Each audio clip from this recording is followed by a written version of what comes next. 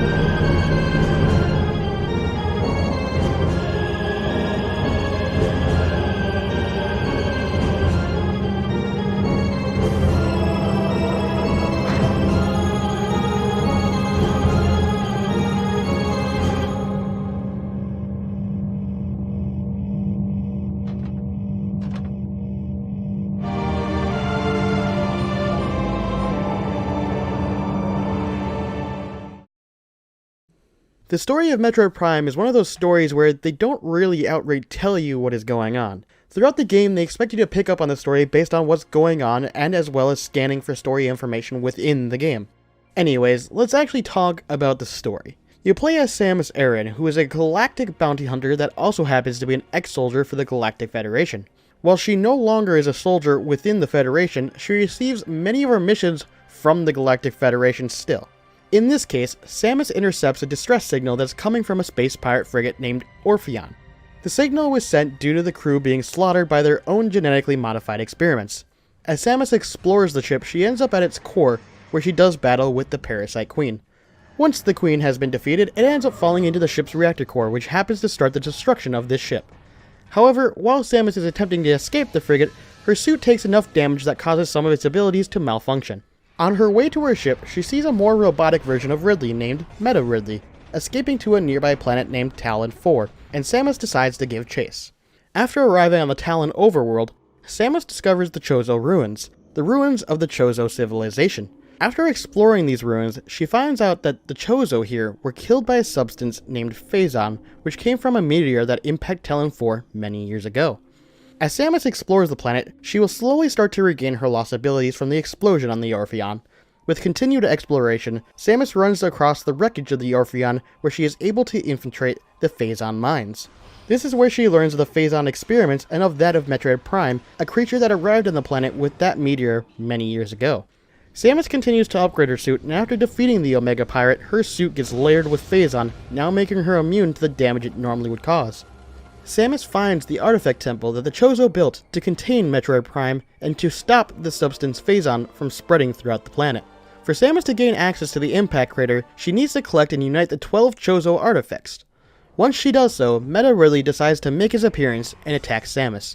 After defeating Meta Ridley, Samus will then enter the impact crater where she finds Metroid Prime. After a long boss fight, Samus ends up defeating Metroid Prime, and during the ending cutscene, you will see Metroid Prime take off Samus's Phazon suit layer and absorb it, which ends up exploding Metroid Prime. Samus makes her escape from the now collapsing crater and leaves the world of Talon 4. And if you happen to collect everything within the game, you will get an extra cutscene where Metroid Prime is seen reconstructing itself into a body that looks like Samus. Unfortunately, I didn't end up collecting all of the data to this ending. I did not realize there was an extra cutscene when I set out to do this game, so unfortunately I do not have footage to show you of this. When looking at this game, you'll see right away just how gorgeous this game is. The detail looks amazing, the lighting effects are just fantastic. There are times where you'll see reflections off of Samus's visor and even see her eyes through it. It's just really well done, just the amount of detail they were able to achieve. You don't really notice any hard edges except for maybe on some of the wall textures, but overall the game does a great job at showing off the world. While it has sort of the basic areas you'd think of, such as the jungle area, the fire lava area, the water area, the snow ice level, it equally shows something new within the mines. While going into mines in games isn't exactly a new idea, the substance of Phazon is very interesting and has a different look and feel to the atmosphere. You will meet plenty of creatures through the game, and while they do get a bit lazy towards the end, with just different colored space pirates and Metroids, they are always introducing new enemies as you progress, so you never really get bored of combat. Speaking of atmosphere, easily the best part of the presentation is the music. The music in this game is just amazing. Most of it isn't like in your face, but it's just background music that really helps to get you sucked into the game. It creates this amazing immersion that I think it wouldn't have without the music. The music here does just an absolutely fantastic job at adding to the graphics and presentation without overtaking them. It's used almost as an accent rather than the primary focus. It's strange to me how much I really enjoy these tracks, because typically I'm much more into music that takes the spotlight, but in this case it takes a background stance to help support everything else around it. It's just a really interesting thing I haven't really seen in the games I've reviewed so far. So without droning on too long about it, I'll let you take a listen and see if you agree with me or not.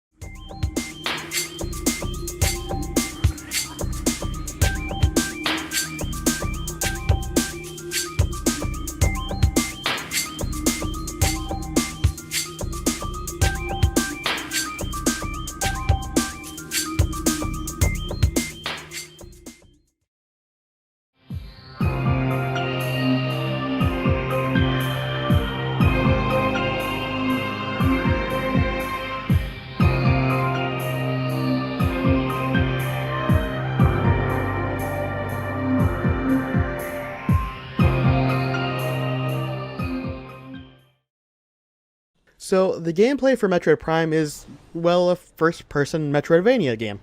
In case you don't know what this means, it is just that there were two types of games that had similar ideas: Metroid and Castlevania Symphony of the Night and later titles in that series, thus creating the title Metroidvania. What they did was create large areas to explore, but didn't give you all the keys to open all the doors, so to say. So throughout the game, as you gain more abilities or key items, you start to be able to access parts of the world you didn't have access to previously. This leads to a bit of backtracking to previous areas that would either open you up to a whole new part of that world, or it would hold some secrets that you might not have gotten without re-exploring that area again. This I thought was always a very interesting way to design a game, because it really incentivizes exploring the whole area you are in to find where to progress, but also where to find other rooms or secrets that you might not have access to right this second. This then will create sort of a aha moment when you unlock a new ability or gain a key item that will allow you to gain access to something that you saw previously in the game. It's a very cool way to get the player involved in the thought process of the game and really pushes the player to think about their surroundings and understanding what they can do right now versus things they can do later. This creates a great progression system and really makes the player feel like he is getting stronger and better as he progresses, which is far easier said than done. Now, let's talk about the controls and how this actually doesn't hinder the gameplay as much as one might think. Also, I will be putting a picture of the GameCube controller on screen just so you guys can see what buttons I'm referencing. So, the GameCube controller doesn't have the twin stick setup that you see on controllers nowadays. So, how does it manage to create a first-person platforming shooter? Well, you control Samus with the control stick, and it feels a bit like tank controls, but more responsive. So you can move forward or backward with the control stick by pushing the control stick up or down, and to change the direction you are facing, you will need to tilt the control stick left or right. Like I said, it seems a bit like tank controls, but it's a bit more responsive than that. However, this isn't perfect, and I'll be going into more detail on that during the boss sections. You fire Samus's arm cannon with the A button, and you can equally charge up the blast by holding down the A button before letting it go. You jump with the B button, and later in the game you unlock the ability to do double jump, which just means when you are in the air, you press the B button again to jump even higher than you could before. Another feature you unlock is the missiles, which you can fire with the Y button. Continuing into new features, when you press the X button, you can go into Morph Ball mode. This means that Samus curls up into a very small ball, which is typically mostly used for puzzles. In this form, you can place bombs with the A button, and later in the game unlock stronger bombs you can place with the Y button. The right trigger allows you to enter free look mode, which just means that rather than being forced to look forward at all times, you gain access to look a bit around you, such as above or below. Now, what helps the movement and combat a lot is the left trigger, which allows you to lock onto things such as enemies or things to scan that are around you. During lock-on, you can strafe around the enemy with the control stick, and with the B button you not only have the ability to jump around the enemy, but you also have the ability to dodge attacks. The Z button on top of the controller allows you to pull up the map screen, which is actually very interesting, because unlike previous Metroidvania games, this one is in 3D versus 2D, so the map needed to change to reflect this. They did a very good job at this, because it could easily be confusing to look at this map and not understand where anything is because of the 3D, but by allowing you to move the map around and zoom in and out, it really allows you to see the full 3D view of the areas, which can help guide you throughout the world.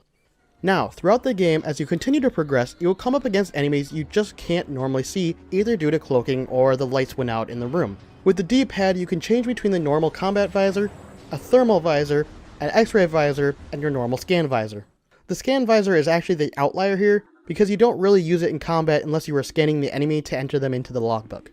Speaking of the logbook, when you press the start button, you can see the amount of information you have scanned so far, and how much left you may need to scan. So you can scan enemies, Chozo artifacts, and messages left behind. Through this scanning is how you actually find out about most of the story going on within the game. Now then, just like the visors, you also unlock new weapons that can be used to aid you in combat.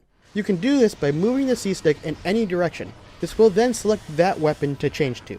The different weapons you gain access to are the Wave Beam, Ice Beam, Plasma Beam, and the normal Charge Beam. All of them also have upgrades as well.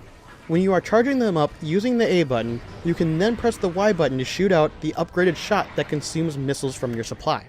The Charge Beam's upgrade shoots super missiles. The Wave Beam becomes the Wave Buster, the Ice Beam becomes the Ice Spreader, and the Plasma Beam becomes a flamethrower. Further upgrades you can get are suit upgrades, such as the Varia suit, which looks like the suit that Samus starts with in the game before the explosion. The Gravity suit, which allows you to move around in water more normally versus being weighted down, and the Phazon suit, which allows you to move through Phazon without being hurt. You unlock further abilities for the Morph Ball mode, which continues to help you solve puzzles. These abilities are the Boost Ball, which allows you to gain speed to push up ramps, and the Spider Ball, which allows you to move up on special Spider Ball tracks, which can help you move through the level, but also guide you to certain secrets. Finally, you gain access to the Grapple Beam, which is just a grappling hook, which allows you to move through certain sections of the levels more easily, but also allows you to gain access to previous areas you couldn't access before. So the way the game gates the player is that certain doors are color-coded, which just so happens to match the color of the beams that you have. For example, the Plasma Beam is red, and as such can open the red doors. However, you will run into these colored doors before you actually have that weapon. So when you get that weapon, it will remind you of all of the places you couldn't go to before and get you intrigued to go back and explore those areas once again. Some of the other things you can collect throughout the game are missile expansion kits, which just allows you to hold onto more missiles than you could previously, and energy tanks, which gives you 100 additional permanent health, which is represented on the HUD, or heads-up display, by the squares on the top. Each square represents 100 on the HUD, and the number above that with the bar tells you how much health you have on the square you are currently on. The puzzles throughout the game are actually a bit of fun, though they do get a bit old towards the end since they start to recycle the same ideas. Move across the spider ball tracks, time it right to get to another track, blow up objects in the way with the morph ball bombs, give power to doors by using the wave beam and thermal visor, find hidden platforms or fake walls with the x-ray visor, etc. Listen, it's not bad by any means, and it's a great way to change up the style of gameplay so you don't get bored with just the platforming and combat, but I just wish that they would have had a couple more difficult puzzles. Even if we take into learning to boost ball properly and double jump with Samus's morph ball form with the bombs, I still wanted harder puzzles. However, this is only my opinion. Now, let's move on to the bosses, and most of them are actually quite fantastic and fun to fight if I'm going to be honest. They start out easy with the Parasite Queen and amp up the difficulty, requiring you to use your wits, knowledge of the game, and the abilities you have collected up until that point to beat them. However, I have only one small teeny tiny complaint that is highlighted within 2 boss fights, but I think it's easiest to explain with the Meta Ridley fight. So after enough time of shooting missiles at this flying butthole, he will eventually land on the ground near you for a fight. Now remember, using the lock-on mechanic is key for combat. It gives you a lot more control over Samus than you otherwise wouldn't have. However, Ridley is fast. Very fast. Kinda like a hedgehog, I know. Well, this becomes an issue. See, while you are locked on a Ridley, you can dodge out of the way of his attacks, but when he does a charge attack at you, you 1. Barely get enough time to dodge, but 2nd, because he moved past you, you lose the lock on him, which changes the controls back to tank controls. This is annoying, because the second you dodge his attack, he ends up pretty much right next to you, and you are trying to frantically move out of his attack range before he tails whip you or something of that variety. But because of the changes of controls, you might actually just end up running into him or not being able to get out of the way in time. Like I said before, this is a very small issue since I only noticed this issue with 2 bosses, and even other enemies that charge at you, you don't lose the lock-on like you do here. So I'm not sure if it was intentional or not. If it was, it's kind of a BS way to disorient the player. Regardless, I still beat him on my first try, which just goes to show you just how small of an issue it was, but I still find it relevant enough to bring up since it did anger me a couple of times. Once you beat Ridley, you gain access to the Impact Crater, which leads you to the final boss of the game, Metroid Prime. This boss fight consists of 2 different phases, one where Metroid Prime is within its shell, and then the other when it's outside of its shell. This boss fight is actually pretty difficult, and if I hadn't collected all the energy tanks and most of the missile upgrades, it would have been pretty tough. However, while it was challenging for sure, I was still able to beat him on my first attempt. The first phase, you simply need to match the color of the shell to the weapon color and shoot it in the face. However, this is far easier said than done. It has plenty of weapons at its disposal as well, so you will need to avoid it while also shooting it plenty. Eventually its shell will change colors, and you will need to follow suit. Just continue this pattern until eventually it falls further into the crater and loses its shell. This second phase is far easier in my opinion because at this point it's no longer in its shell, however none of your weapons happen to hurt it. As you dodge its attacks, you will notice it leave behind a pool of Phazon. By standing on it, Samus' Arm Cannon will actually absorb the Phazon to turn it into the Phazon Cannon. While still standing on the Phazon, just shoot at Metroid Prime until the pool is gone. This is the only way to defeat Metroid Prime. However, while this is true, it also has a couple of tricks up its own sleeve. Eventually Metroid Prime will go invisible and you will need to find it on one of your other visors. Then just rinse and repeat until you eventually defeat Metroid Prime. After this, you are treated to a cutscene where Samus' Phazon suit coating is removed by Metroid Prime and then it explodes. The rest of the crater then starts to shake, meaning it is also about to go boom. Samus escapes the planet on her own ship, and like I said before, if you happen to scan everything and get all of the items, you'll be treated to an extra cutscene where Metroid Prime reforms itself into Samus' image. Then you will head to the credits and see a final percentage of the game you completed with the time it took you to beat it. At this time, you will also unlock a harder difficulty to play through the game again if you so wish. The verdict of Metroid Prime is a game not past its prime. This was a pretty easy decision if I'm going to be honest. There is so much to love about this game and very few complaints. And the few complaints I did have were so small and insignificant that they might as well not have even been there. Honestly, with how good this game was, I'm very happy that my memory of the game is still intact, and I'm even more excited to play the sequel since I never have before. Now, with that said, let's move on to the top 5 reasons I think this game is not past its prime. Number 1. The overall presentation is just excellent. The graphics are so good that I honestly was surprised they were coming out of my GameCube. The music is just fantastic and amazing, and it just does a great job at not overstepping its bounds, and it helps to only amplify the atmosphere that's already within the game. Number 2. The overall game design is just brilliant, and I know the makers of this game, Retro Studios, didn't invent Metroid or Metroidvania, but what they did do is properly bring that idea into the 3D space. Something that I'm sure was a great challenge, and I have nothing but respect for those people to be able to do such a large task that could have easily backfired if any one of those parts were done wrong. Number 3. The controls actually feel pretty good and intuitive. The movement may feel a bit clunky at times, but they were able to remedy this with the lockout mechanic, and it was so well done that without this, the game would have been much more of a slog to get through. Early on, the controls might take a second to get used to, but I found by the end that I had a really good grasp of the controls and were able to pull off maneuvers that I couldn't do at the start of the game. Number 4. The difficulty curve is incredibly well done. At the start, things start out pretty simplistic, but still challenging. As you unlock more and more abilities, the game increases in difficulty. I think one of my favorite aspects of this game is that everything you unlock is used, and used heavily. There are plenty of games I have played where you get an item or items and they have a very select use case, down to the point that sometimes that item may only be used once. While this typically doesn't bother me that much, it's nice to see a game that doesn't do that and really leans on the abilities and weapons you get to not only increase the difficulty, but also to get you to master them, since you will need to do so to be able to defeat the final boss. Number 5. The last and best reason that I almost always end these reviews on. It's just fun. There was never a time I was bored with this game. I was almost always immersed into everything, and even when I was only hunting for secrets and the artifacts at the end of the game, I still was enjoying my time with it. It's not overly long, but it's not that short either. It's got a great length to it, and honestly, I think it's a game that most people should at least try if given the chance. Alright guys, that's the end of the video. I hope you guys enjoyed watching it as much as I enjoyed making it. If you did enjoy watching it, please consider subscribing. I upload videos every Sunday. Stay tuned to the end of the video to get an audio hint at what the next video will be. I hope you all have a fantastic day, and thanks for watching.